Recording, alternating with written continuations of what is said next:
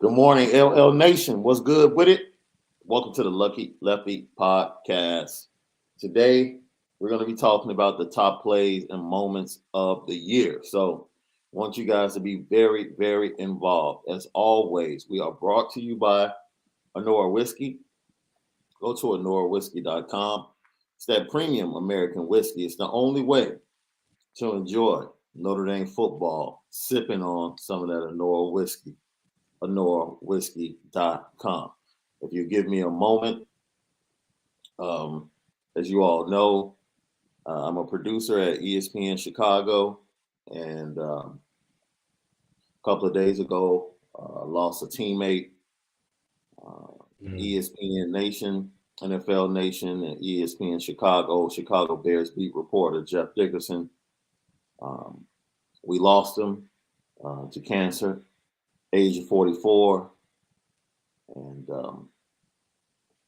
it's tough. I worked with him specifically for Bears pre and post game, and nicest guy in the world, man. Anytime I asked him, he was very accommodating to come on. Every time I would talk to him on the phone, every time he picked up, hey buddy, just upbeat. And his wife Caitlin died 3 years earlier from cancer.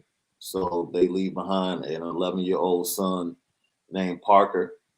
And I want to kind of dedicate this show to Jeff and the entire Dickerson family and Parker, who please send your prayers and condolences up to Parker Dickerson to lose both of your parents to cancer at 11 years old. Like, he's lived his entire life with his parents sick in some type of way. And it's tough. And my heart really goes out to that young man. And we have put the link to the GoFundMe for Parker Dickerson in the comments and descriptions of this podcast. So immediately after this, it would be great if you guys go to the GoFundMe, support that. Also, you can go to Obvious T-shirts. They have T-shirts that say JD in the middle of a bear. You can support all of those proceeds, go to Parker Dickerson as well. So just wanted to get that out of the way, and want to be able to extend the legacy of one Jeff Dickerson and let him know that we're still thinking about him and we're going to miss him. And rest in peace to my buddy. So as soon as you're done with the podcast, you can go and click the link in the description of this podcast and support by continuing the legacy at the GoFundMe page for Parker Dickerson. And bro, I appreciate you letting me get that off before we get into the show. All right. Absolutely. Let's see. Before we get into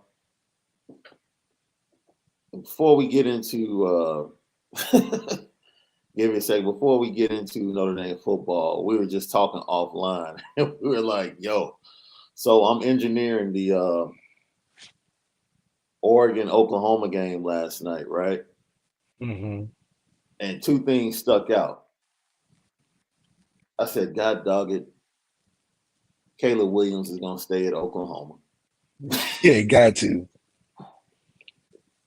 My pipe dream of Caleb Williams transferring, I was like, God dog it, he's staying. And then number two, I said, well, if Brent Venables can just get the defense straight, Oklahoma might be a problem. It might be all right, They, especially in the they right just might be a conference. problem. They just might be a problem. That dude, that kid is special. And we continue to talk about, and what you pointed out yesterday, why you have absolutely, dude, you have absolutely no concerns about that Cincinnati Alabama matchup. None. Because because of one thing, and this is amazing, because of one thing. And then I'll point out something as I was closing up, and immediately after the game, Todd McShay and Mel Kiper's podcast came on, and they were talking about they don't have one first round quarterback in this draft. It was crazy. The conversation was crazy. And they were talking about Kenny Pickett might creep up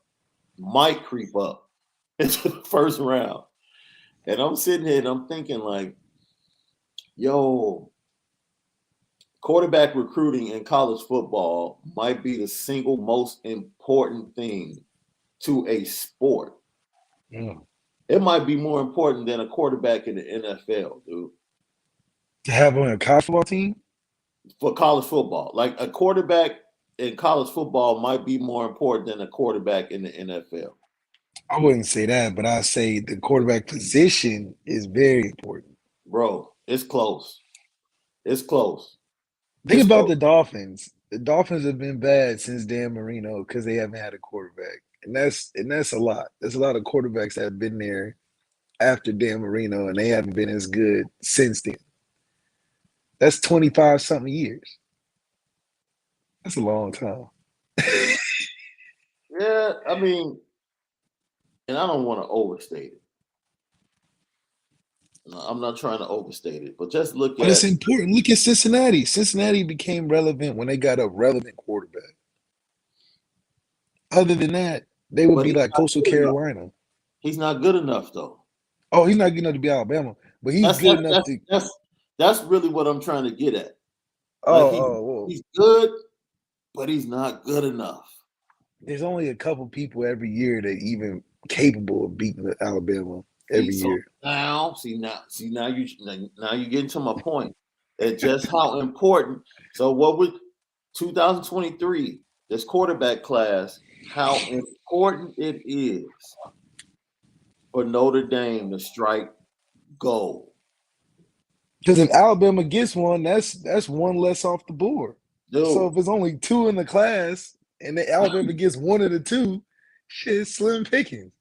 You better Slim hope that Pickens. other one go to a good team. And let's say out of the top 5 or 6, it's really maybe 2 or 3 that are going to be, because every class has the top 5 or 6 quarterbacks that look good. And really only 3 of them end up being like those dudes. Man, I see less than that. Man. I say it's a good one or two a class. Maybe. Yeah. You know, it skips a couple classes, but it ain't too many classes. Every recruiting class doesn't have a quarterback capable of beating Alabama. Yeah. So the ones that do, like Bryce Young, Bryce Young end up going there. So we might not see it unless Caleb plays him. I see people in the chat talking about, naming quarterbacks that like the Texas A&M quarterback beat Alabama. That we talking about when the chips on the. Yeah, we don't even know that his name. That's how No. No. If they ran that game back, especially the way they played Georgia. Yeah, it's that's like us versus Cincinnati again. We would blow Cincinnati out if we played them again. Blow them out? I think we would. I don't think, because I think our defense will play better than the last time. So they're not scoring over 17. And then somehow I just feel like Jack, with another performance, a shot at him, will put up more points than we did last time. And there's only 13 or something, so it's not like it's saying much. Yeah. So basically, the worst quarterback in the era of the college football playoff, the worst quarterback to win the championship is Cardale Jones. Yeah, by far. It's Cardale Jones. You go Cardale Jones, Trevor Deshaun. Coker knows Cardale Jones, Coker. Oh, Shaun, Coker, then the Cardale. It was Tua Hurts, Trevor Lawrence, Joe Burrow, and then last year Mac Jones. Yeah, so Cardale Jones is the worst, and the team around Cardale, dude. That Michael. Wait a minute. Ezekiel Elliott. Wait a minute, Jake Coker. Jake You're Coker saying was better than Cardale Jones? Stop it. He had a better career. Yeah, come on, man. Wait a minute. And Cardale Jones? Stop. Jake Coker had a was better never up for the Heisman. Was never up for the Heisman. Cardale Jones was up for the Heisman in 4 games. How was he up for the Heisman in 4 games? The Heisman happened before he played in the playoffs. Was he? No, the next year. He was up for the Heisman the next year. Because remember, he make it to New York. The next year, he was hyped. Going into the season, he was hyped to win the Heisman. He didn't make it to New York. That's what I'm saying. He didn't make it. He but was Jake Coker has never been. No, what I'm saying is Jake Coker played. I guarantee you, Jake Coker had better stats than Cardale Jones. Jake Coker's not a better quarterback than Cardale Jones. Dude, if you're saying the worst to best, we're just first of all, we're getting away from the point. I care less who's better between Cardale Jones and Jake Coker as we sit here on December the 30th. I don't care. My point is, you need a dude. We just named Jalen Hurts, Tua, Trevor Lawrence, Deshaun, and Joe Burrow. Those are quarterbacks that win championships. Yeah. And as much as people laugh, right? As much as people laugh at Oklahoma for how Lincoln Riley left them, they got Brent Venables, who's a defensive wizard. We just watched his defense go crazy. Yesterday. We just watched his defense in a bowl game without him dominate, right? He's at Oklahoma, up in the booth at the game, looking at the defense. I have full confidence that the defense at Oklahoma is going to be better. Oh, 100%. And he's stepping into it. He has a quarterback. This is my point. And you see how much of an ease. You don't even know who the offensive coordinator is at Oklahoma. You just know the quarterback. Doesn't matter. It doesn't matter. And that's why we say it's such a difference maker to have. Because with us, we're breaking down Tommy. We putting pressure on the receiver coach. We putting pressure on all the quarterbacks in the room. But when you got that guy, that dude, you don't care about none of that. Brent Venables went into this situation like, I got Caleb Williams. Oh, I'm good. I just got to focus on my job. Right. He going to be a superstar, put up points. I ain't got to worry about it. I just got to keep the other team under 21. Caleb going to take care of the rest. You know what I noticed last night? Remember we talked about the dance floor yesterday? Yeah. And the rhythm, right? And how Notre Dame has to keep the dance floor clean and clear for Jack Cohn. With Bryce Young and Caleb Williams, they're so rhythmic, dude. It doesn't matter if the dance floor is tight. Like they know how to move.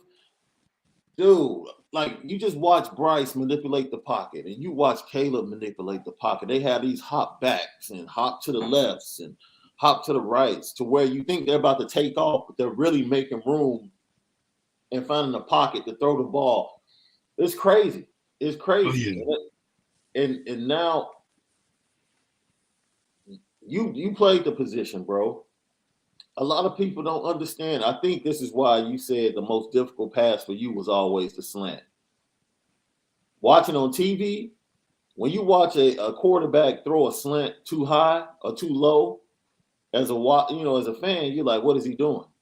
Yeah, it pisses you off. Pisses you off. But now I understand like the rhythm it takes to find hit it on time. Hit it on time, find a window in between arms. Like, yo, I just wanted to tip my cap to every quarterback last night. Like, yo, all right, I get it. I get it. Because when you watch great quarterbacks and you see the rhythm that they play with, in spite of what's going on in front of them, it's like, okay, yeah, these are some special dudes. And then, I know we're talking about top plays and moments for Notre Dame football on this podcast, but I just had to start it out to let people know, like, yeah, this 2023 class, as far as the quarterback position, is vital. Vital. It's definitely vital because it gives you enough time between Tyler and the guy that you're going after in 2023. But it also is vital because that's the common denominator in all these games in the championship and the college football playoffs. The usual suspect that's a winner is the guy that's the best quarterback. We saw the difference between Trevor Lawrence and the Clemson Tigers when we played them. When we played Clemson without them, Right. we looked like Clemson looked like a very good team, but they didn't look like the special team that was unquestioned beating us. When we played them in the playoffs, the total dynamic of the team changed off of one guy. And so it just shows what we were missing going into that situation. Not that Ian couldn't get it done, but is Ian beaten in Alabama? Well, look at what Ian looked like against a Alabama's tight defense where everybody's good on the other side. Mm-hmm. He looked real pedestrian. And that's not saying Ian's not a good player, but against you're talking about what it takes to win a championship. That type of talent, the Caleb Williams, the off schedule, can't teach kind of plays, or even just a golden boy like a Trevor Lawrence that just got it. That just got it. Yeah. When you got guys like that, it's really there is no question on what it doesn't take you long to recognize if you got that type of guy or not. We had a lot of debate on what we liked and didn't like about Tyler, but does Tyler flash on screen like how Caleb Williams flashed on screen? No. But looking at Caleb, he's the answer right away. Right. With Tyler, it's still some indecision. Not that he couldn't be the answer, but the type of guys that we need to look forward to are guys that are knock out the park, unquestioned, bona fide superstars like Caleb, Trevor, Deshaun, those type of guys. Lucky Lefty Podcast, my guy, Malik Zaire, the Overtime Malik. I'm Shaun Davis. Eventually, we're going to get to the top plays and moments of the 2021 football season for Notre Dame. We have seven nominees. Seven nominees. We're going to try and get it down to the top three. And you guys are going to decide. We're going to allow you guys to decide with your votes and your comments when we go through the nominations. Kevin Austin, speaking of Tyler Buchner, Kevin Austin talked about Tyler Buchner and how impressive he's been in these practices. Well, yeah, I feel like Tyler has a lot of opportunities to throw. And when he does, he shows his throwing arm. And so I would say, like, obviously, I get that, sometimes it seems that he's very run heavy when he goes in the game. But at the end of the day, he can, I feel like when he throws in the game, he has confidence in that he can make throws. So he makes throws in practice that I'm shocked about. So I know that he can do it in the game. So that's the second person this week, my man, that said Tyler Buchner is making throws in practice that are making people say, yo, wow. Marcus Freeman said it. Yeah, Kevin Austin is saying it. It just sucks that we have to explain this narrative in the bowl game after a whole season of already probably knowing that about the kid. Mm-hmm. And it's a detriment to the credit of our offenses because you got a kid doing all that, but he's got a hamstring injury. It seems like it was a tone deaf situation of understanding talent at the quarterback position with Tyler Buchner, which makes you even more upset when you think about the times he could have been useful more in the season. And when he did get in, why was he not showing off the same arm that people are talking about in a bowl game 12, 13 games later? So it's frustrating for everybody involved because these narratives have to stay alive until you get a chance to actually see it. And it raises the expectations on the kid who's probably not as comfortable in the game throwing it as he is in practice because he hasn't gotten a chance. Yeah. I mean, for Kevin Austin to bring it up and say, yeah, I mean, I know he gets in and he's run heavy. You're like, damn, like for a quarterback, you speak so highly of throwing. Why is he even run heavy to begin with? That's not his secret talent. I always thought, like we said in the beginning of the podcast of the season, that I always thought Tyler could throw really, really well.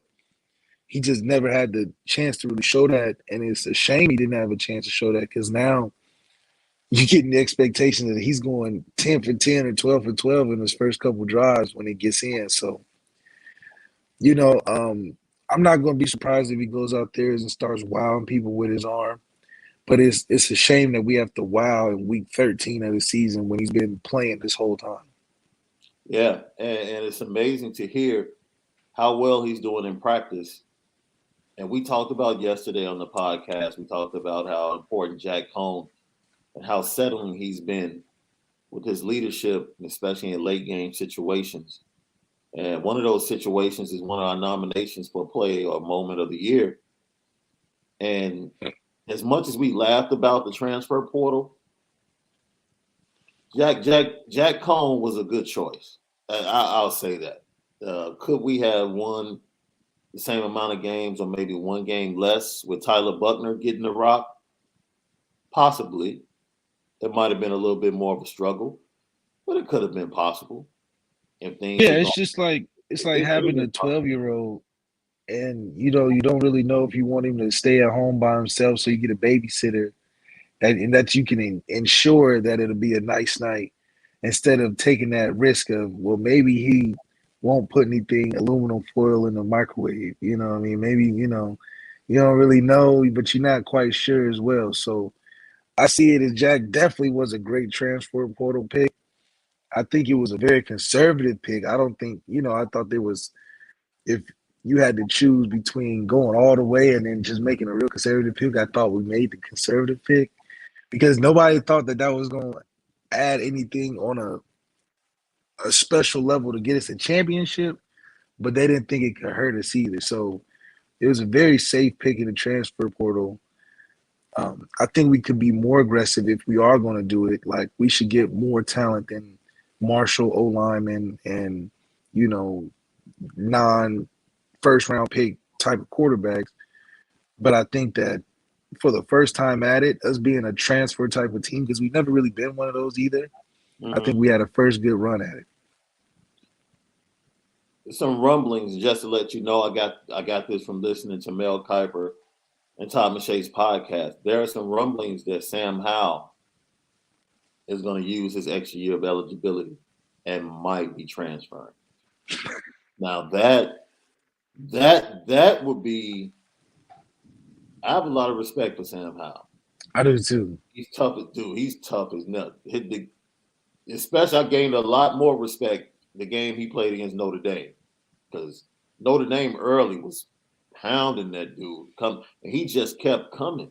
He just kept coming, and it's like, okay, I think it would be a shame if he actually left North Carolina, but I don't know where he would land. Let me ask you a question. How would you feel if Sam Howell was quarterbacking the Bulldogs instead of Stetson Bennett? Oh, they'll win. Just like all they need is just a slightly better quarterback than Stetson, only because who is Stetson?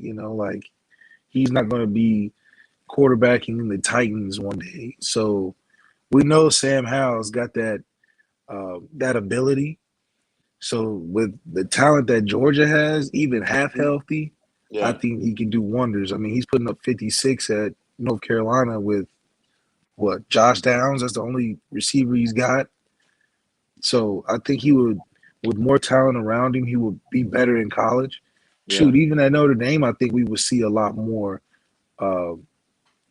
pizzazz on the offense. I think Marcus Freeman can go home at night and be like, okay, I at least know the offense can put up 28 points at least. So I just got to hold them under that and I'll be good. Now, see, that's the type of quarterback you're the first school to call, not Keaton Slovis. No. Right. Right. We're not sitting there waiting. If Sam Howell pops on the screen, you're like, yeah, get him on the line. Yeah, get him on the line. Yeah, that's the one you running down the hallway. You knocked over the girl with the coffee. Right. You and hit Tommy Reese like, hey, hang up the phone. We need to get on the phone with this guy right now. Right. Full court press on this dude, not Keaton Slovis. It's like we call him Keaton disturbing his workout.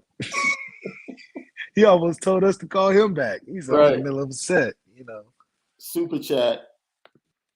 We appreciate you, William Wolf, for always tapping in with us here at the Lucky Lefty podcast. That's why I believe Cohn's leash for this game might be shorter than you think. Buckner's performance in recent practices. I don't think this is the game to get cute and just be like, he's thrown a couple good passes in practice. Let's turn the reins over. I don't think it's there yet.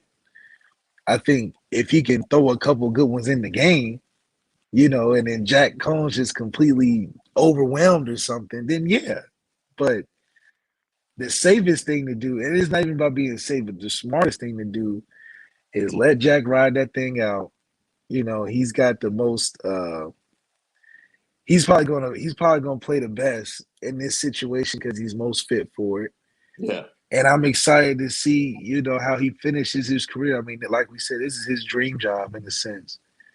And to be able to get a chance to play on the stage like this, I think he'll be the best in shape. But then again, we talked about Tommy coming out with a freer offense. Hopefully, if Tyler does get in, he'll do more than just, get a hamstring injury. I I can't get over that hamstring injury. Yeah, as a quarterback, yeah. But like Kevin Austin said it, like understand everything is run heavy with him, during the season. And you guys don't get to see what he does in practice from a passing standpoint. So yeah, for a quarterback to have a hamstring injury is it's just ridiculous. Yeah. Like Gavin Wright, thank you for tapping in with us as always. Malik low-key hating on Jack. Dude's numbers were great once the coaching staff figured their ish out. Do you think that at Oklahoma, they're saying once the coaching staff figured itself out, Caleb Williams will start balling? Absolutely not. Caleb Williams can take 4 verticals and turn it into a touchdown play because of his talent. Can Jack Cohn turn a broken play into a touchdown off of just talent alone, no coaching staff needed? That's not – I don't think that's true, and that's fine, but I'm just saying superstar quarterbacks need less than what Jack needs. Yeah, Jack's numbers are going to be great with a great coaching staff, but shit, anybody with a great coaching staff with some talent can be a great quarterback. We're talking about winning national championships. I don't think that same person that made that comment thought at the beginning of the season we was winning a championship with Jack. So I'm not saying nothing off basis. I'm not even saying that Jack's a bad quarterback. We're just saying the difference between why Bama's winning every year, why Clemson's winning all the time, why Ohio State's up there, and why we keep falling short. Great question from John A1. And John, I'm going to take your question and add on to it. Sam Howell for 1 year versus Tyler Buckner for 2. I'd stay with Tyler Buckner. If ND had a commit lined up, I'd be more interested. Let me take it a step further. Who are you more comfortable walking into the horseshoe with? Tyler Buckner starting or Sam Howell? That's not fair though, because we've seen more. No. I don't want it to be fair. It's a tough question. I don't want it to be fair. That's the point. That's why I said I want to change it up a little bit. Oh my gosh. I mean, obviously Sam Howell, only because a limited number of snaps from a quarterback that I feel like can give me a lot more, but wasn't allowed the chance to. That's not a great confidence going into a place where I know they're going to be really good. So at least I know with Sam that I'm going to have a fighter, or at least it's going to be close. So basically you're taking Sam. That's what you're saying. And it's unfairly, but yes, I'm taking Sam. Talk about it's barely. It ain't even barely, man. Are you kidding I said unfairly. I didn't say it was barely. I'm saying unfairly. Unfairly. Oh, unfairly. Man, look. Heck yeah. Man, game 1. Do you think we would call him though? Do you think we would call him if he was on the transfer wire? You called Keaton Slovis, why wouldn't you? Straight up. But we know. I bet you we didn't even call Bryce. I bet you we didn't. And we recruited and offered CJ his teammate, and I bet you we didn't even talk to Bryce. Are you talking about after he decommitted from USC? Yeah, even before that. Oh, as far as no. I don't think we've ever talked to Bryce. He didn't even have one of the little icons on his offer list. So, the hell. That's bad. Right. Well, you're not even in the fray. You ain't even in the fray. Not even in the fray. So I don't understand. I mean, I don't think that'll happen moving forward. But, at that time we was recruiting who? Drew Pine over. Yeah. I was there. I remember that. Yeah. At that time we were recruiting Drew Pine over Bryce. Like, didn't even give Bryce a look. That's why I was like, what the hell? Rob Tidoff, is there one indie player you feel has to have a big game in the Fiesta Bowl? Has to have? Has to have. I would say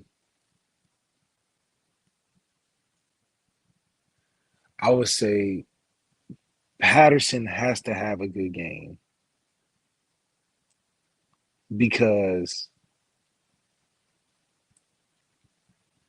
with him having a good game, I feel really confident that we'll beat him by double digits. If he has an off game, I think we'll win, but it'll be close. But if we have a bad game or he has a bad game specifically, I think it'd be tough to get that done. Okay. All right. I can respect that. I can respect that.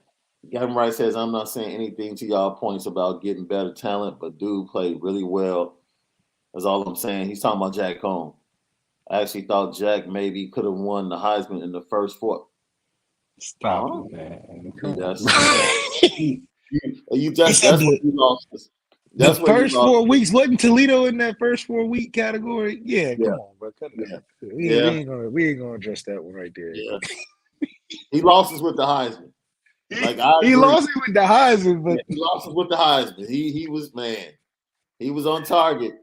Maybe he saw Aiden Hutchinson get in there. He was like, you know what? If Aiden Hutchinson get in there, Jack definitely could have snuck in there. Look, man, not only Aiden Hutchinson is the number one, is being projected as the number one overall. Yeah, that's right. That's right. And I'm like, and people they're calling him Joey Bosa, and I'm like, come on. Joey who? I'm like, he's not, dude. He's nowhere close to either Bosa brother. No, because Nick was really a dominant monster too. Because that's like saying, because if you saying he like the Bosas, that means he's like Chase Young, and he's not even close to Chase Young. No, not at all. Let's see. Connor Nepper, I'm going KA because the pass game has to be big for the run game to get going. Yeah, Kevin Austin definitely gonna have to run more than a go route in this game. I think that's he's got to. His slants and his digs. You just don't ask him to run a corner route. Oh, yeah, definitely. Anything where he has to like turn over the outside shoulder in the middle of the field. No. That's not. You get him looking inside on everything, and he's gonna be straight. Yeah. But he talked about this. They asked him about why it seemed like he was the go-to guy on third down a lot. And he was saying, that's just the way things develop over the year. And that's the confidence that the quarterbacks have in him on third down to be able to get open. Yeah, against our DBs. You know what I mean? In practice, you see Kevin Austin roasting Clarence all the time. You're like, that might be a dude. So, also remind me before we get out of here. Man, I had no interest in watching the Cincinnati-Alabama game until yesterday when they interviewed Sauce Gardner and he was talking that ish. And I was like, oh, yes. That's what I needed. I'm interested now. Hook, line, and sinker. He started talking about one-on-one, looking forward to that dude. He wouldn't even name him. He was like, I'm looking forward to sticking that dude. I'm like, man, you called him that dude? I'm like, okay. I know, and that's what you want. Cincinnati gonna talk that trash because they really don't have nobody they can win. That's all I want to see. That's all I want to see. Just non-scared. Just don't be scared. We be straight. That's all I want to see. Matter of fact, mic those two up and put the solo camera on both of them. Yeah. Every play, even when it's a run play, put it on them. I want to hear what they're saying. I want to hear what they're doing. But Sauce Gardner got my attention yesterday. I was like, that's all I need to see. Because you said yesterday, you were like, Cincinnati's being real quiet. I did say that. They ain't said nothing. And then here comes Sauce Gardner. I'm like, okay, if there's somebody on their squad that is like, okay, you can talk. Yeah. You can say Desmond something. Ritter, nah, you stay I quiet. don't think Alabama not. I don't think Alabama respected any of them Cincinnati players on a player to player, coach to coach, probably. But Alabama probably can't wait. I'm excited to see Cincinnati. Cincinnati's always the inner city school that got a lot of talent that can never really get over the hump when it came to the playoffs. Mm-hmm. But then they finally got a good coach, and now they really something. So All we'll right. see what happens. All right. So let's get to it. These are our nominations. These are our nominations for top plays or moments. We have 7 nominees for top plays or moments for the 2021 season. All right. You ready to get through these, bro? Yep. All right. The first nominee. Kyron Williams, 91 yards against North Carolina, man. This play right here is just, yo. If it's one play from his Notre Hell Dame of a career block. that I would show, that would be the play. Like 91 yards, no help, and it showed just how bad the old line was. Like this play encapsulates the full season. Like Kyron being clutch all year, coming up That's with right. big plays, and the old line being mediocre all year. It was like it showed everything that encapsulates what the season was truly about. And for sure, it definitely showed too our go-to guy. I Yeah. mean, it was still a relatively close game. Sam Howell's been fighting all game. And then you call on the man to put the nail in the coffin, being backed up on our own, 5 or 6, Mm-hmm. and then just to make a play happen when they was only expecting 2 or 3 yards out of their play. He turned into a 91-yard touchdown. It just shows how much we needed him and how much of a difference it's going to be without him, even in a game where we feel like we'll win against Oklahoma State. Yo, I just want to get our girl D Beezy up here. She said I took Cincinnati with the points. How many points did you get, D Beezy? Because I had to have got 14. I know it was fluctuating. I'm interested in how many points she got. It's probably 11. I think it was 12 and a half Yeah. the last time I saw it. All right, second nomination for player moment of the year. Jack Cohn to mayor after breaking his middle finger. That play against Toledo. Oh, yeah, I remember, yeah. Yeah, that was a huge play. That was a huge play. I didn't know how that was going to go. Play before, pass interference on Michael Mayer call, moves the ball down to about the 19-yard line. Jack Cohn runs to the sideline. Trainers, pull his thumb, middle finger out, put it back in place. He goes back the very next play right down the middle to Michael Mayer for a touchdown. So, huge play. D. Beasley says she got 13 and a half. That's a good bet. That's a good bet. You know what? 13 and a half, even if it's through the back door, even if it's a late score that gets you under that number, that's a good bet. I don't know. Saban don't look to be taking it easy on no teams in the college football playoffs. Hey, bro, when you don't know. Getting 13 and a half points in a matchup, that's... My thing is, are you trusting Mike Denbrock? The same guy that was calling now you plays throwing shade against... at Denbrock? I am, because I have Denbrock. a beef with Denbrock. I have beef with Denbrock. Okay. I'm just asking. Now Are you it's trusting this guy? Now Wasn't he calling the plays in 2012 versus Alabama? Wasn't he calling those same plays? That same tight end put Tyler Eifert on the weak side by himself and throw a bunch of go routes. Wasn't that the same guy? And y'all talk about 13 and a half. Oh, man. Look, history repeats itself. I don't know what to expect, but I know that Mike Denbrock play calling against Alabama is Your real boy, suspect. boy Michael Johnson has a question for you, man. That's not shade. I'm being a football historian, just recollecting what happened in 2012. Like, what was the main problem? You being a historian now. Yeah, I'm like LeBron, just a music historian, a football historian. So our next nomination, of course, we go to Soldier Field, man. Wisconsin had just taken the lead early in the fourth quarter. And Chris Tyree said, hold my beer.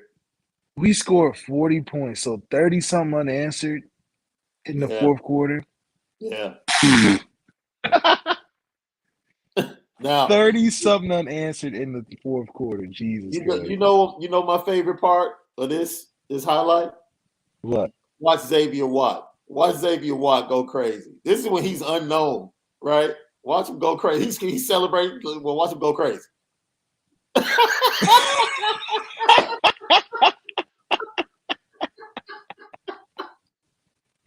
That cat Xavier Watt was more excited than anybody.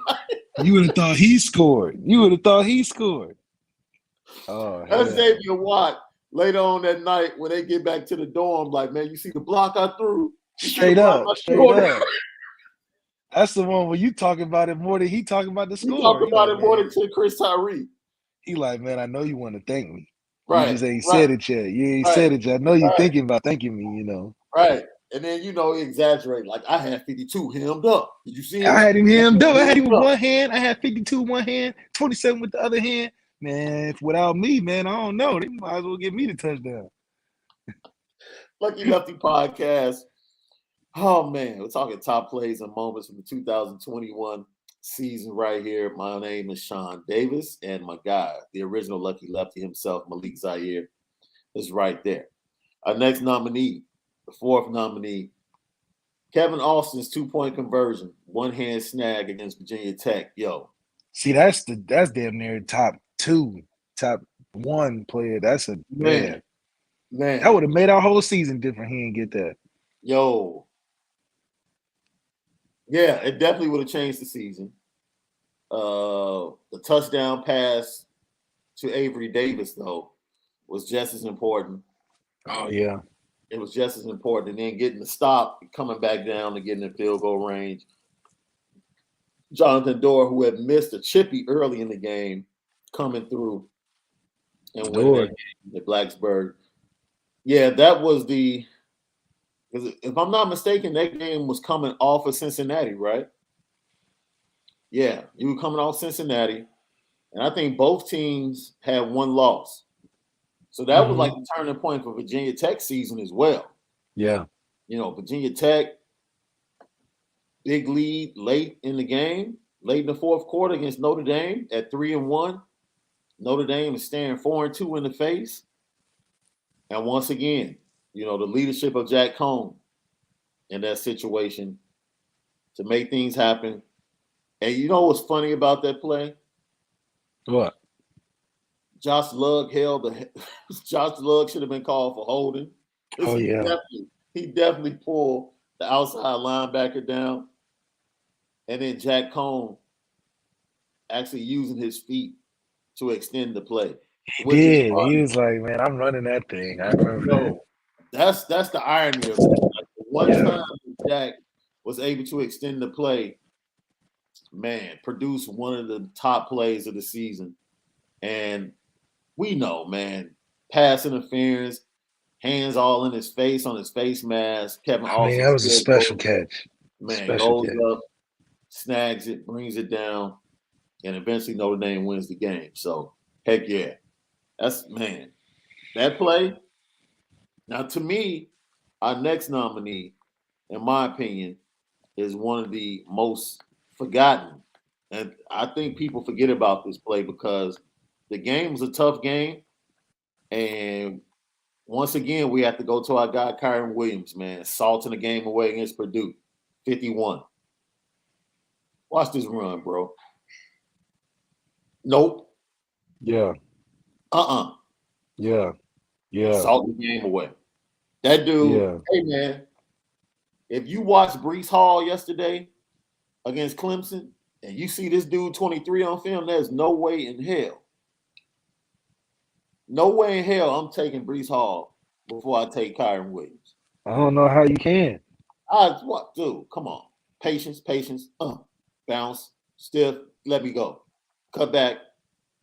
Yep. Final stiff arm. Yep. Come on, man. We've seen this too much. We've seen this too much. And you know the offensive line was suspect this year too. Come on, man. Yeah. He's the number one running back off the board. I think the only thing slowing him is probably his size. But the way he runs the ball, that forward lean, man, he's a dangerous cat. And the best part about him is that he don't have to be an in between the tackles type of guy. The thing that I like the most between this one and the one that we saw or North Carolina was that he showed he had some breakaway speed, and he also showed that he can rumble in between the tackles when it's called for that. And so, man, you can't. He's got 2 of the top 5 plays of the season, and him not being a part of the offense definitely gives you some concern. Yeah, I agree. Get some of our comments before we get to our last nominee. Michael Parks, big time friend of the family. I have no clue what he's talking about.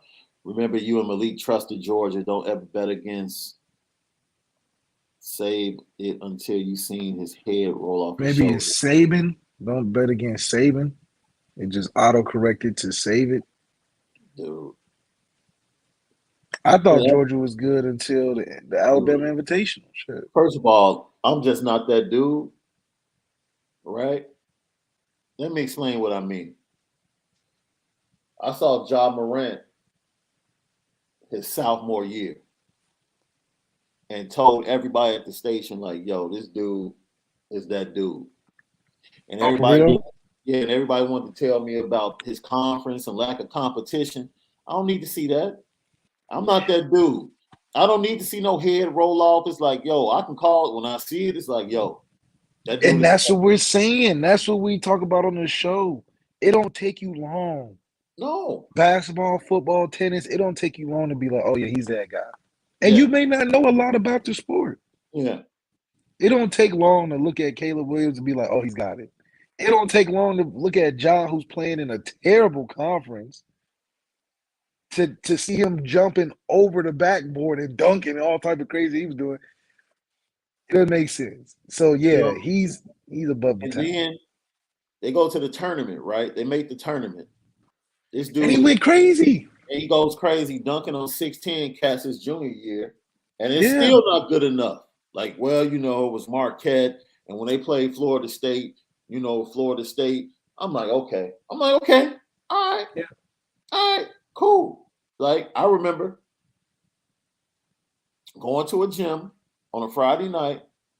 There's this kid that was a McDonald's All-American. His last name was Frazier. I forget his first name right now. He was going to North Carolina. He was a guard, Bobby Frazier. I'll never forget Bobby Frazier, McDonald's All-American. So I'm like, okay, let me go, right? Right. And he played for Brother Rice. And a super sectional game. So this was the game to make it downstate in the state of Illinois. And they were playing Simeon, right? And this was a down year for Simeon, right? Because Simeon was real young. But they had this sophomore on their team. Sophomore. His name was Derrick Rose. And I'm watching this kid, right? And he locks up Bobby Frazier all night. And I'm like, yo, this is the kid that's going to North Carolina. I'm like, he's trash. Have you heard of Bobby Frazier since? I haven't heard of him since. Yeah, that's my point. It was that night I stood next to my cousins and I pointed to Derrick Rose and I was like, that dude's going to the league. I didn't need to see his junior year. I didn't need to see his senior year. I saw said he was going to the league then? I saw him that night and I said, that dude's going to the league. No that way. Kid right there. And they were like, you think so? I'm like, watch. And 2 years later. You said that his sophomore year. His sophomore year. And 2 years later, he's so look, I'm not this dude that plays it safe and waits to see everything. We watched Georgia all year. No one knew that they were going to lose their best safety to injury. And no one knew they were going to lose their best pass rusher to an assault case in the second half of the season. Nah, straight up. What we saw early in the season was like, yo, this literally might be the most dominant defense we've ever seen. And We didn't know that Kirby Smart was going to change the defensive calls because he was scared going into the SEC championship. Like literally, they were playing a brand new defense they hadn't played all year. So my point is, you're right. Don't bet against Nick Saban. But even more, don't bet against Nick Saban when he's going up against Kirby Smart. Because that's just a Kirby Smart issue. Kirby Smart. Yeah, Kirby Smart. He threw in his head over the Nick Saban thing. Yeah, we gave him way too much credit. He's proven, because we saw it, dude. He has the most talented team. Yeah, by far. Recruiting, he has the most talented team in all of college football. 19 5-stars or something ridiculous. 19 5-stars. That's ridiculous, man. That's absolutely ridiculous. 19 5-stars. And you can't get the job done? Come on, man. But it points out what we said to start off this podcast. You can have 19 5-stars if you don't have that dude. Yeah, you don't got that trigger, man. You don't have that dude at quarterback. You're just a good team. Don't be a good team. Thing. You can be a very good team, but you're not about to be a championship team. No, not at all. Because the Jake Cokers and the Cardale Jones, those stories, those were early stories in the college football playoffs. Let's not put those two in the same sentence now. Man, here we go. You're not respecting Cardale's arm, man. You're not respecting. I'll take Jake Coker over that dude. Talking about the guy that said we don't go to school to play school? You know why? Cardale Jones got beat out by J.T. Barrett. At least Jake Coker got beat out by Jameis Winston. Wait a minute. He got beat out by a better quarterback. Wait a minute. No, you started it. So now I finished it. At least don't disrespect JT. Say what? JT holds some of the most Big Ten records in the franchise, in the league. You can ask anybody that knows me. When JT Barrett was quarterbacking in his prime at Ohio State, I said he's going to be a really good quarterback coach. I was never worried about him making it to the league. All right, never. Man, you can't even talk about it, but that's my guy, man. I can't go there with you. And finally, the 7th nomination. No, the 6th nomination. Great quarterback. 6th nominee. Hey, what can we say? Game 1.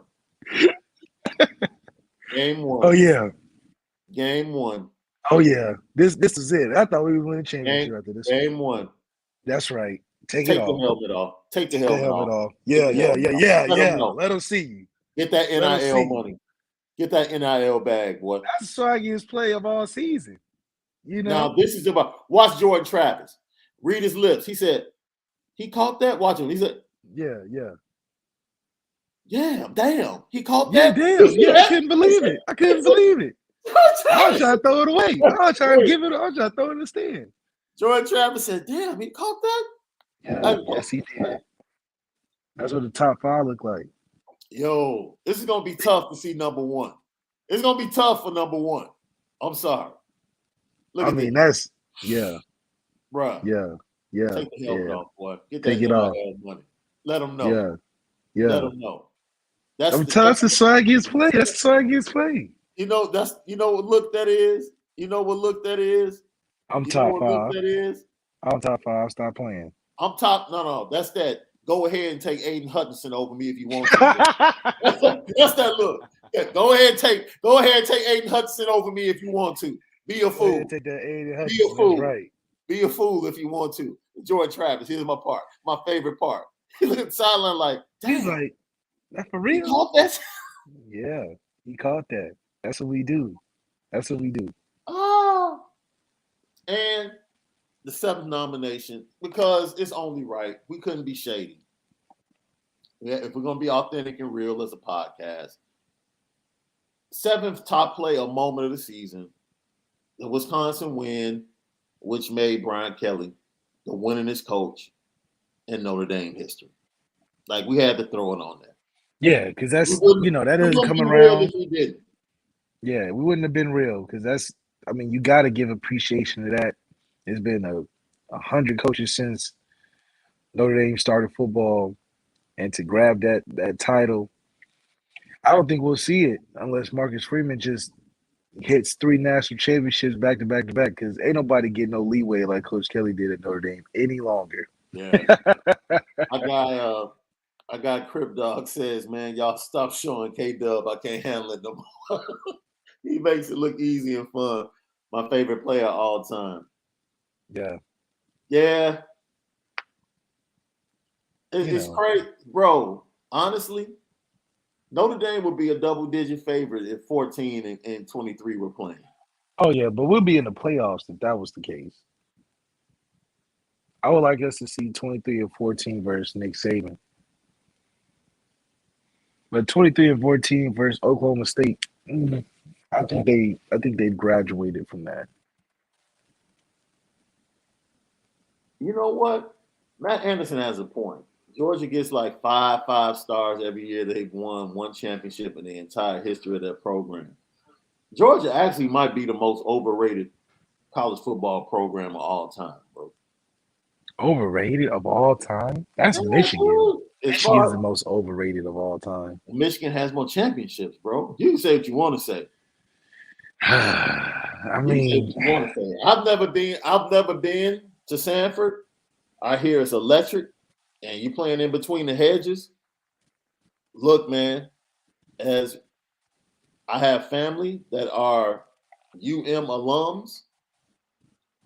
I've been on the golf course, throwing a Nerf football as a kid, tailgating, and I've walked into the big house. Like, yo, you got to show respect to dude. It's a place. Not to Ohio State. Not to Ohio State is not a place.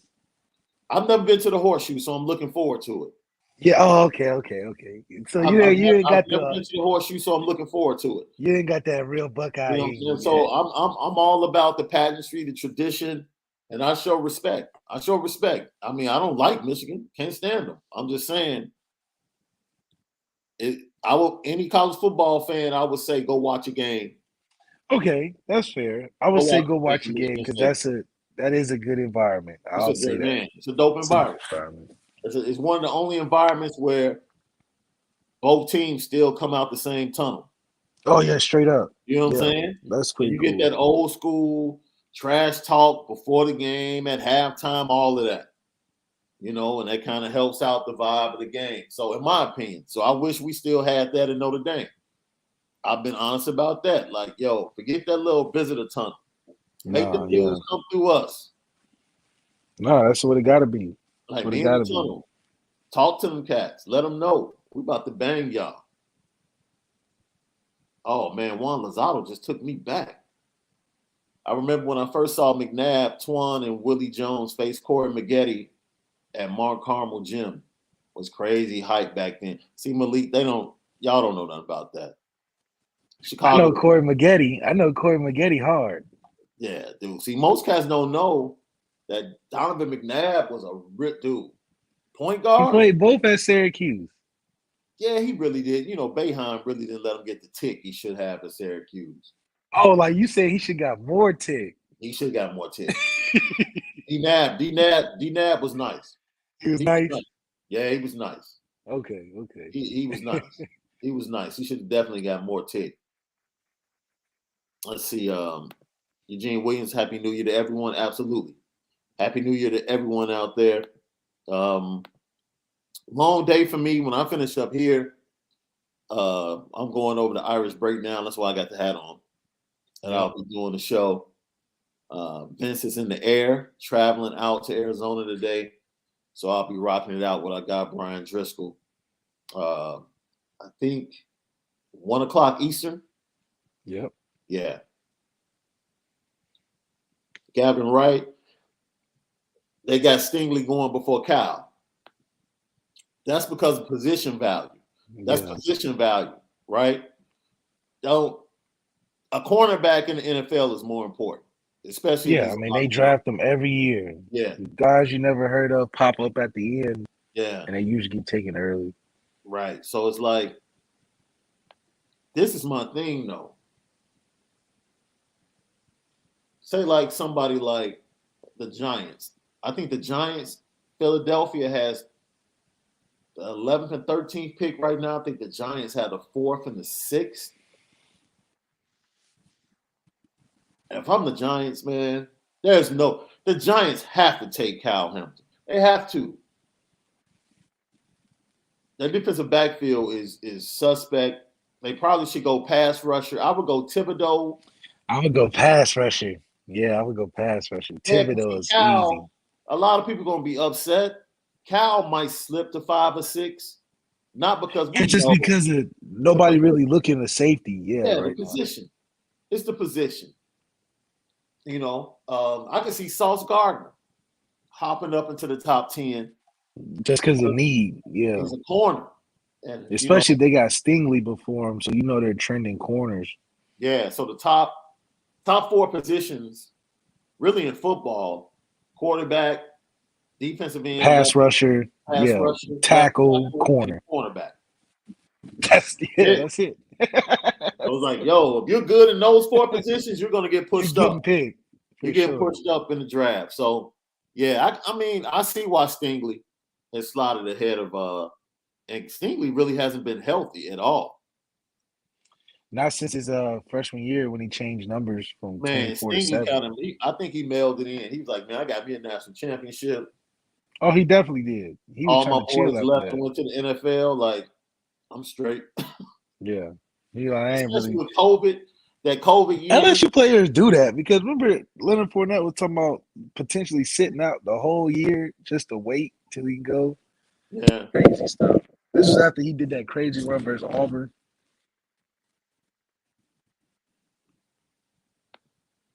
Brian J. Iris just got here. If I missed this question, then sorry. What's this rumor about Cam Hart not playing?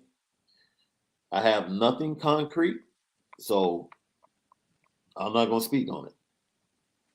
That's fair. Yeah, I have nothing concrete. That's what it is. It's a rumor. It's a rumor. Cam Hart is – if Cam Hart doesn't play – now, if you're telling me if you're telling me Jason Adeyemiola is not playing, then I'm like, okay. Cam Hart, if he doesn't play, he doesn't play. Yeah, really. It wouldn't be the X factor position necessarily. And I know cornerback is a very important position. We just talked about that. But we're at the point, dude, we're Notre Dame, man. Straight up. We're Notre Dame. And, like, Cam Hart not playing, that's not like Jack Cohn and Tyler Buckner both being out. Or even yesterday, we talked about if Jared Patterson was out. Yeah. That would be far more. That would be huge, far more crucial. Huge. So I'm gonna say let it play out, and we'll see what happens. It's not injury. I can tell you this: it's not injury. Man, then went to Arizona, had too much fun, man. So if it's that, then I believe it. If it's that, then I believe it. Speak on it, bro. Like, just speak on, like, going to these sites. Man, listen, we didn't have people get kicked off of us going to Arizona the last time. So yeah, Arizona's just a place where, well, it's more like you get stuck in South Bend for 9 months out of the year where you're not seeing everything that you would think college is, and then you mess around, go to Arizona, and it change your life overnight. You forgot you was playing football, Cam, for a second. Dude, literally, I think out of the top 15 party schools, 3 of the schools are in the state of Arizona. Yeah, it happens to a lot of the millennials. He lands, he get on that app, get to swiping left and right a bunch of times. Get on that app, get to swiping left and right. And he's like, man, Arizona got a lot to offer. How much time we got before the practice? Oh yeah, we on that. We on that. So it happens. It happens. But when you in a situation like that, you gotta pay attention, man. You gotta pay attention. That's all. Yo, D Beezy, thank you for the super chat. I took Cincy to win the chip at plus 1,600. I pray that you win because that's gonna be a nice at plus 16. Just break Lucky Lefty off 5%. That's all. That's the Ohio tax. Right. Give me the That's the Ohio tax. Yeah, that's all. That's all I want. Just a little 5%. Sis, thank you for the super chat. Happy New Year to you. Day one. Lucas Chapman, thank you for the super chat. I appreciate you guys' hard work and real talk. Indy wins this game by 2 possessions and won't be as close as it is on paper. Yo, I've been seeing like 2.5, 1.5, and I laugh.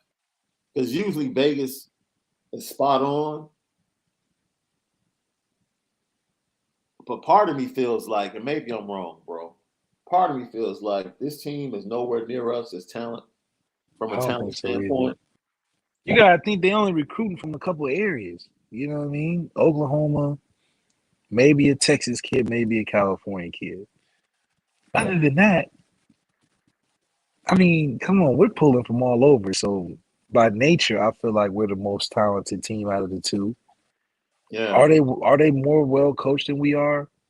Maybe if we didn't have a guy come from in-house, if we had a guy come from, Iowa or something, maybe. But we haven't skipped a beat hiring with in-house and also being able to just stack the talent that we're having. I don't think they stand a chance on paper. So on paper, I don't think it'd be 2 possessions. On paper, we're supposed to blow them out. Yeah. Jokingly though, well, we're joking about the Cam Hart situation, making light of it like we do here, man. I think Brian Driscoll is actually on the ground, and I know he sat out of practice and was limited. I think yesterday's practice. He was either yesterday's or the day before. It was he had some wrapping on his upper right leg, I believe. But that wasn't the issue because I think it was the day before.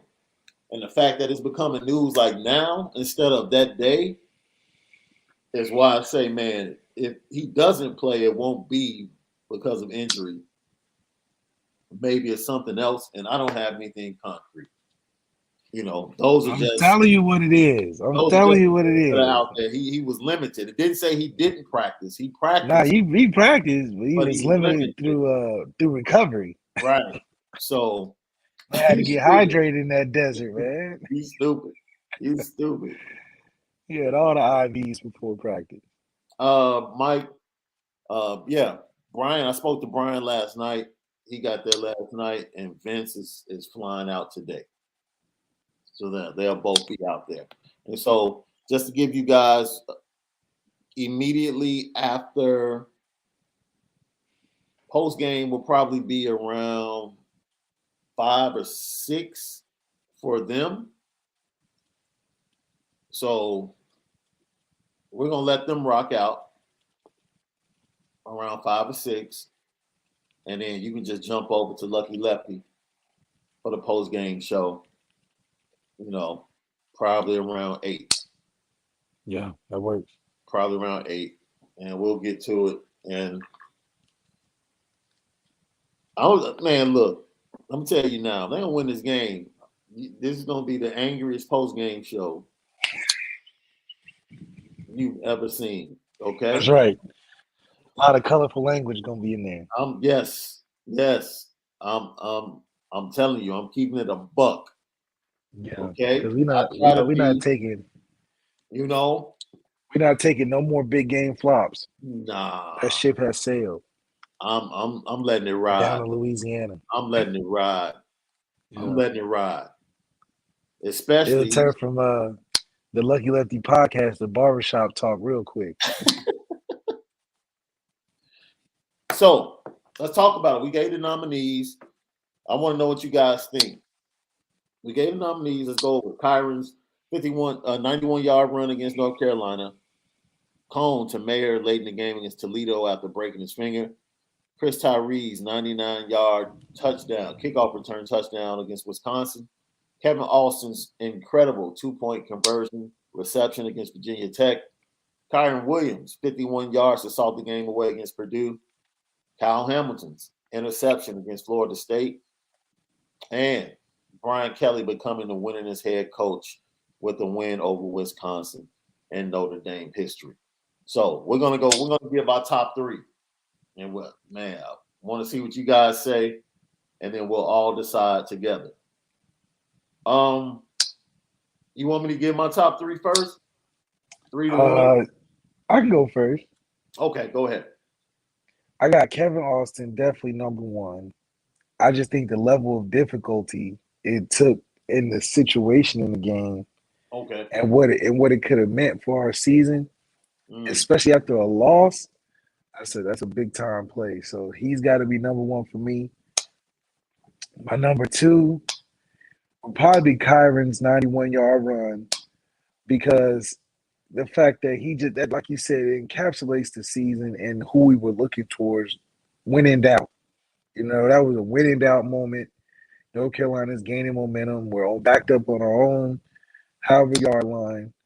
We're like looking around. We're like 23-year to guy, make it happen. And it just sums up who we've been looking towards all year for plays like that. And that's not easy to go 91 yards at Notre Dame Stadium. And then lastly, I got to give credit to Coach BK. You know, I played a part in helping that title he was able to commandeer. But, you know, it's a testament to his consistency as a coach at a place like Notre Dame, where, like I said, I don't think that'll be accomplished anytime soon unless they really give Marcus Freeman a chance, but they ain't giving nobody no more slack after all the slack they didn't cut for Kelly. So you talking about building a bridge and burning it behind you, he definitely did that. Now, if Marcus Freeman can rip off 3 championships back to back to back, I think he has a chance of breaking Coach Kelly's record. You know what? Being honest, I think we're missing 2 nominees that we should add to the list, bro. Really? Let me know, because we're talking about plays and moments. Okay. Brian Kelly boating to LSU. That's a huge moment. And if you have that, that's a huge moment. Marcus Freeman getting the job. Yeah. Damn. We might. I gotta change it up now. Yeah, we gotta rethink this, bro. We gotta rethink this. My number one has gotta be to my Daytonian homie, the one and only Marcus Freeman. You gonna throw Marcus Freeman at 1? Securing that job, because think about it. They had to scour the planet to find the best answer, and it was from Dayton the whole time. Here we go. He was from Notre Dame, was looking for the guy sent, and ended up coming from Dayton. And that's deserves a number one. There you go with that messianic talk again, bro. Come on. That's what better encapsulates the reason Notre Dame needed to get over that hump.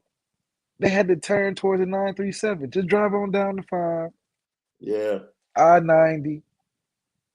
4 hours across the street. Man, I'll tell you what. You done found you a statue building. You're going to have a statue outside that thing at the end of it. Yeah, Jeff Fluke has a good one. It would be honorable mention for me, though. Yeah, MTA's touchdown return was, I think that was against Navy. Oh, yeah.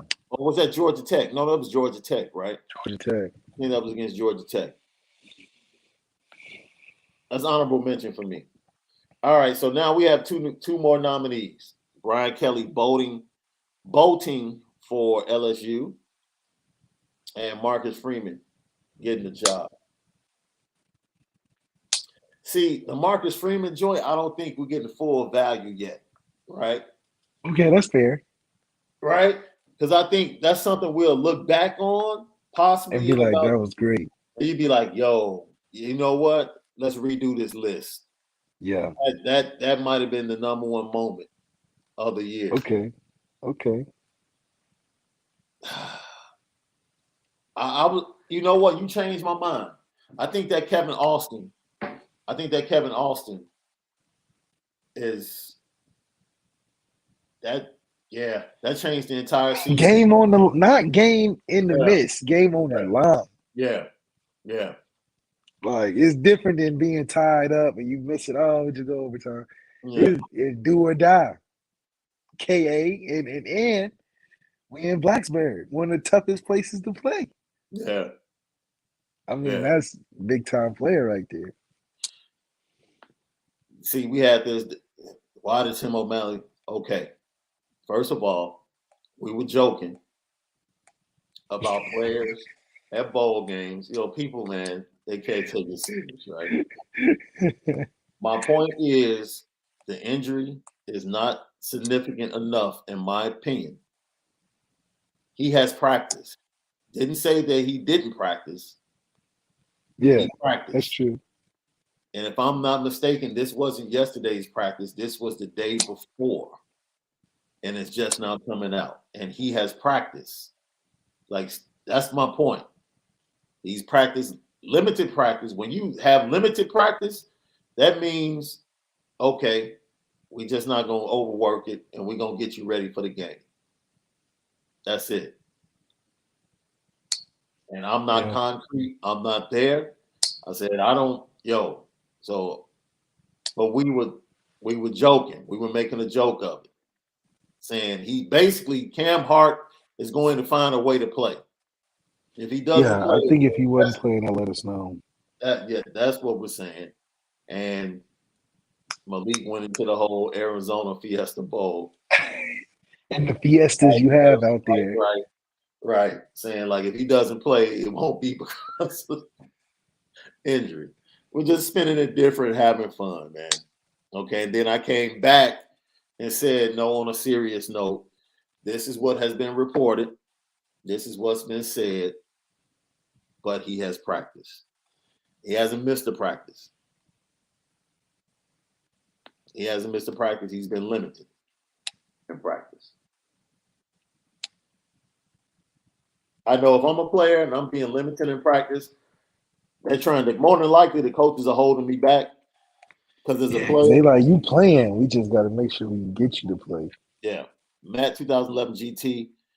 And then we said if he doesn't play, next man up. We ain't worried. It's not really. We've played without 14, so I'm not worried on defense. Yeah. There are other players that would be a huge loss at this point in time. I mean, he would be a loss.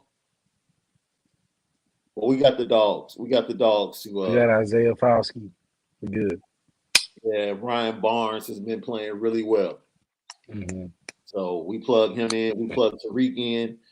Like we have players that have played. Tariq Bracy, Clarence Lewis. Yeah, Tariq Bracy. I like Tariq Bracy. Yeah, so we got players. Best moment, the Freeman introduction to the team in the locker room. On the field, the 2-point conversion. Best play. Yeah. So, yeah, I'm going to go with you, the 2-point conversion, and then I'm going to go number 2, Brian Kelly leaving. I think it changed everything. Brian Kelly leaving, dude, that was a huge story. Yeah, because it was like, it was the way it went down that Monday. It was the way it went down, right? You come off a Stanford win. Recruiting is like all-time high. Like you're getting commitments. I think CJ was talked. They had just met with CJ. Tobias Merritt. He was on the road meeting people that day. Right. You're hearing all these good things about how great the recruiting class is going to end up being, top 5. And then all of a sudden, this little rumor breaks out. And it's like, what? And then, dude, everything just went back crazy. Yeah. It went back for the better, because it could have went down the toilet too. Lost a bunch of more commits or hired somebody we didn't like, Yeah. And then third, this is tough, man, because I'm basically choosing between My two guys, it's either the 91 or the interception. Yeah.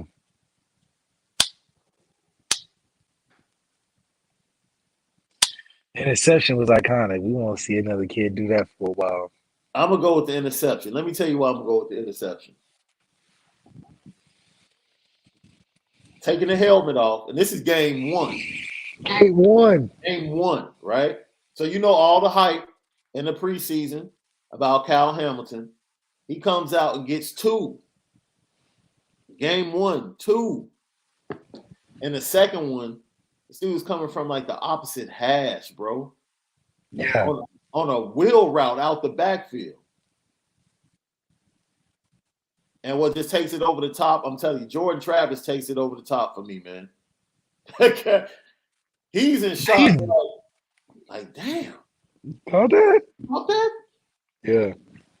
That takes it over the top for me. Here's the reaction.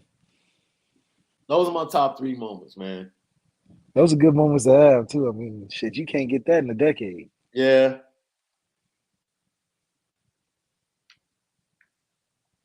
Yeah. But that Kyron 91 was bananas, bro. And like you said, it's hard to leave that out the top 3 when it really embodies everything that we was trying to do. The entire season. Like, you want to know what Notre Dame football was about?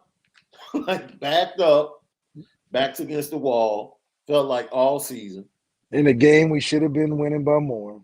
Should have been winning by more. Night game, because we always play those. Dude, because, hey, we are that squad. We are that squad. And our best player, here he goes making the play to pull us out the fire once again. 91 yards. And, dude, North Carolina is really slow. Oh, really slow. I'm looking at them like, man, they're slow. I think they were so gassed from turning a cross field because they were so ahead of the play and then turning around and coming back. Yeah. But that block that they had on that play was the key too now. Because he was blocking a little guy. Yeah, that's true. That's true. Only other thing did we miss a play? I'm looking in the chat in the comments, man. Maybe those are the ones that stood out, though. Other than that, maybe Kyron's 4th down touchdown versus Purdue. Cam Hart's 2 interceptions. Everything else was kind of like we was whooping ass after the second half of the season. Yeah, Cam Hart had 2 picks against Wisconsin. Yeah. Yeah. That's the only other thing, maybe. Let's do it.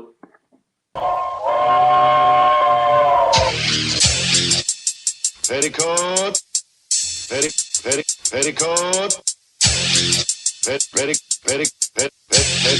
Petticoat Junction. It's time to get petty. Oh, we did a good job executing. Are you upset with something? And fire up the Petticoat Junction train. I just don't like you. You don't? No. What is today's pettiest story?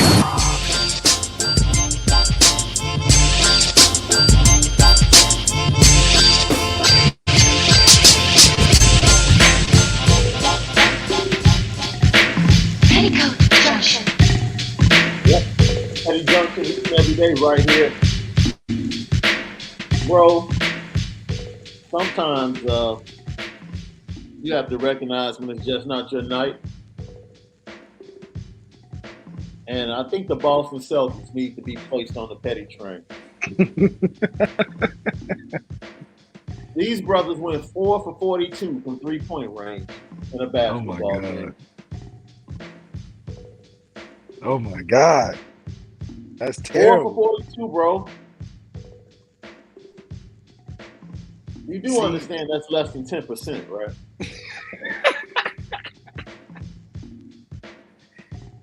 How do you get paid millions of dollars to do that? 4 for 42. And after the game, Udoka, the head coach, post-game interview said we had good shots, and I don't care how good the shots were. At some point, you got to recognize, like, yo, I need to go to the bucket. Yeah, that bucket was getting real small from the 3-point line. Man, it's like that dude that's a ball hog. I guess that'll be Ev for y'all. That's like playing with Ev. Oh my God, playing with Ed was the worst. And he's broke, and he doesn't realize that he's broke. Like, bro, like, I understand you used to like hitting shots, but today is not the day. Oh my God. See, I was gonna nominate once again our guy Russell Westbrook. Ooh, go ahead. In that performance against Memphis last night. I just think it's real petty that nobody on the team is telling him that's a bad shot, Russ. Stop turning the ball over, Russ. Right. LeBron's playing arguably some of the best basketball he's played in a long time. And scoring 38, 39 points a game these last 3-4 games and coming up with no victory or a close victory against a terrible team. Russell Westbrook is very petty. To think that he thinks that 25, 15, and 15 is what people are asking him. No, they don't. Stop thinking that, Russ. Now, Stop being petty. I'm glad you said that, because I would like to nominate Karl Anthony Towns. On a recent podcast, he allowed one of these stat dorks, not geek, stat dorks. Dork means you ain't got nothing special to you.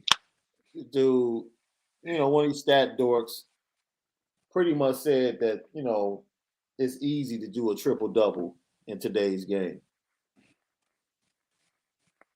And I said to myself, this dude has not one athletic bone in his body.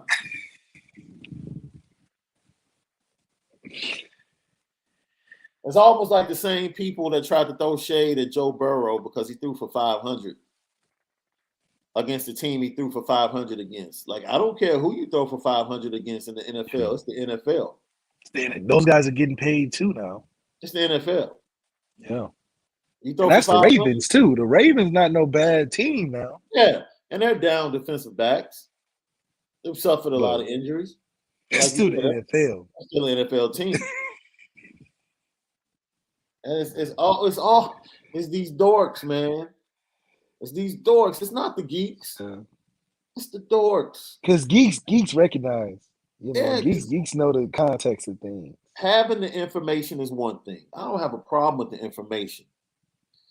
The way you try to use the information makes you a dork or a geek. So, he's on with this stat dork, and the stat dork is just talking about, like, dudes out here just trying to get stats, right?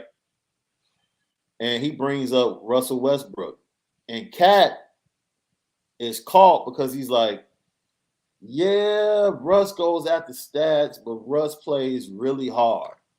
So you see, he's kind of like trying to like walk the line. He hit you with that. Oh, they play really hard line. Right, we haven't talked about that really hard line. Right. I watch film and they play really hard. And we should nominate that as a real diss. That's a diss these days. And the funny thing is, that might be another T-shirt, but they play you play it really hard on the back. Yo. And basically the kid was saying, like, trying to say that Russell Westbrook, all he does is chase stats. Now, basically. I only play competitively. I happen to play in the most competitive high school conference in the entire state of Illinois. Okay. Morgan Park, Simeon, Julian, like all in the same conference, like literally 5 miles apart on the same street. Yeah. Okay. My first road game as a freshman, I'll never forget, I walked into Ben Wilson gym and Deion Thomas was waiting for me. Okay. So that's the extent of my hoop, right? Yeah, it gets I want deep. to preface that, right? To let people know, like, no, I didn't play in college. I didn't play in the league, but God dog it, I played in the city of Chicago in the most competitive conference in high school and So you started done early. seen it. Yeah, straight Started at up. point guard. Man, go Good man. ahead, rattle off them numbers, man. Rattle off the No, numbers, bro. man. Go I ahead, hate when rattle off people them. try to say, you know, it's easy to get a triple double. You do understand in order to get assists, people have to make baskets, right? Triple See? double, literally, a third of it has nothing to do with me. Nothing. You gotta get lucky that you get the right pass or something. They feeling it. People miss layups all the time. People miss layups all the time, right? You need a little help. Okay, rebounds, you know, That's effort. it's still effort. And that's all game effort too. You know, man, he lost me. And Cat fell into that. And this is the irony of it. What has Karl Anthony Towns done in the NBA besides get stats? Not a damn thing. Because he ain't won a damn thing. It ain't been close. He ain't been in the playoffs that much. And that, my friends, is the irony of the entire thing. Don't let dorks drag you down the rabbit hole. To make you say dork comments that are ironic to yourself. That can only shed light on you. Like, you're sitting up here agreeing with the fact that players chase stats, and guess what? That's all you've done is put up stats. Yeah, that's all you do. That's all you do. That's it. Like literally, that's all you do. Now they got a good team this year. Ant playing good. He's playing. Karl Anthony Towns playing good. Yeah. Look, so they got a good squad, but I don't know. The NBA just hard because you damn near got to get stats to stay on the team, and get paid. Can you chase stats? There's no way to chase stats on the football field. You can when it comes to like if you're a defensive player. Okay. You can chase tackles. Like linebackers. Yeah, linebacker. You can chase stats as a quarterback, like Dak Prescott at the end of the game, just want to throw the ball 300 yards in the fourth quarter. You know, just to had to catch use up. his name. You just had to use his name. How do you use that? You know, how do you? It's a paid man though, so. Oh man, that's it, man. We hope you guys enjoyed. Let me see if I missed any of your comments. D-Rock Irish is always giving us updates. We appreciate you, D-Rock. The Mayo Bowl started. South Carolina is up on North Carolina 7-zip. 10:15 left in the first quarter. Malik, Juan Lozado said, George, y'all are crazy, man. We love you so much. We appreciate you. Connor Never, appreciate you, man. Ball was my favorite sport. I was always called Pistol Pete. Laughing aloud, triple doubles are not easy. That's what I'm saying. Like, just don't disrespect the effort. That's all. Don't disrespect the effort. As we said at the start, man, we dedicated this show and this podcast to my coworker Jeff Dickerson. Passed away at the age of 44. Chicago Bears beat reporter, ESPN Chicago, and NFL Nation. We put a link for his son, Parker Dickerson, in the description. So if you want to support the legacy of Jeff Dickerson and give something to the future of Parker Dickerson, who lost both his parents to cancer in a span of 4 years, the link is in the description of the podcast. Please go support, or you can go to Obvious T-Shirts, do a search for Parker or Jeff Dickerson, buy one of the T-shirts or hoodies. All proceeds go to Parker Dickerson. So once again,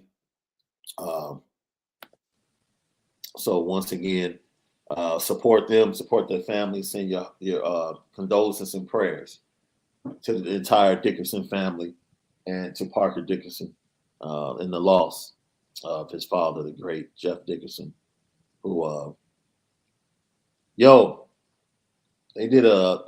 they talked about him on ABC News, Good Morning America.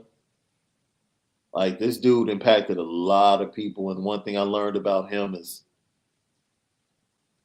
he was a mentor to a lot of guys that you read in a lot of newspapers, whether it's the Athletic now, they moved on to the Athletic, or ESPN, NFL Nation for another team. He impacted a lot of people and put a lot of people on. And on top of the fact, he went to the University of Illinois. Yeah. Oh, absolutely. Hey, we can't end the show without giving flowers to John Madden, bro. Yeah, absolutely. Great commentator. It really was generational in the way he presented the game and painted the picture on TV, made the game more engaging. Gave us the name for my favorite video game of all time, Madden. And just one of them legends in football history that you can't skip that page in learning the history of football by skipping John Madden's page. Probably the most transcendent name in football for various reasons. That's not a football player. So he'll be known as one of the greatest coaches to previous generations. Then he was known to generations after that, probably my generation, and a few generations shortly after me, as the ultimate broadcaster. Yep. He pretty much brought the telestrator into broadcasting. And then after watching the special documentary that aired on Christmas, I didn't know how involved. You know how they put your name on a game? Mm-hmm. You know, it's like I didn't know how involved he was at the inception of Madden football,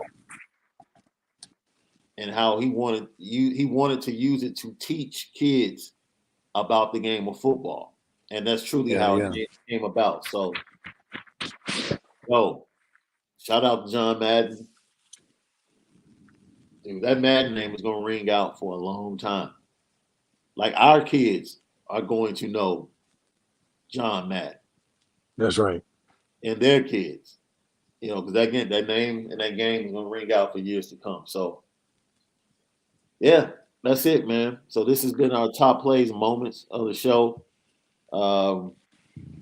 Tomorrow, let's go ahead and give our predictions, bro. Yep. We'll give our predictions for both semifinals. We'll give our predictions for the Notre Dame game. Next week, I think it's going to be Tuesday, but next week, Mike Golick Jr. is going to join the podcast. Let's go. And we'll have to ask once again. We get to ask somebody about these hoop dreams at Notre Dame. That's right. Yeah, that's right. Hopefully, he'll know. Golick Jr. and Jake, his brother Jake. Okay, nice. Is just I there. like those guys. I don't know if we get both of them, but Mike Golick Jr. definitely is tapping in with us next week. And then we're bringing the heavy hitters, man. Bringing the heavy hitters. And it different. Post-game show immediately, not immediately after the game, but at 8 o'clock, around 8 or 9 o'clock that night, we'll be talking about the matchup, the dub over Oklahoma State. I'm just going to put it out there. Okay. The big W over Oklahoma State. And then the next morning on the slant, we'll get into it. Me personally, noon or 1 o'clock Eastern, I'll be on Irish Breakdown with Brian Driscoll. Brian has a big announcement today. I have no clue what it is, but he has this huge announcement. He was like, buddy, Vince is in the air. Can you come on? I'm like, sure. I would love to always help out. So I'm going to be on Irish Breakdown in a few. As always, spin it different. You know what? Did you play Joe Montana football on Genesis? I did. That might have been before your time. Yeah, I think so, because I was straight man. They had a dope college football game, too, on Saturday. Oh, ESPN 2K? No, I think this was Joe Montana college football. So they had a Joe Montana NFL and a Joe Montana college football. Both of those games were dope. Bill Walsh football. That's what it was. Not Joe Montana, Bill Walsh football. Yes. Yes. All right. Cool. We'll see you guys tomorrow. Give you our predictions for the 2 semifinal games.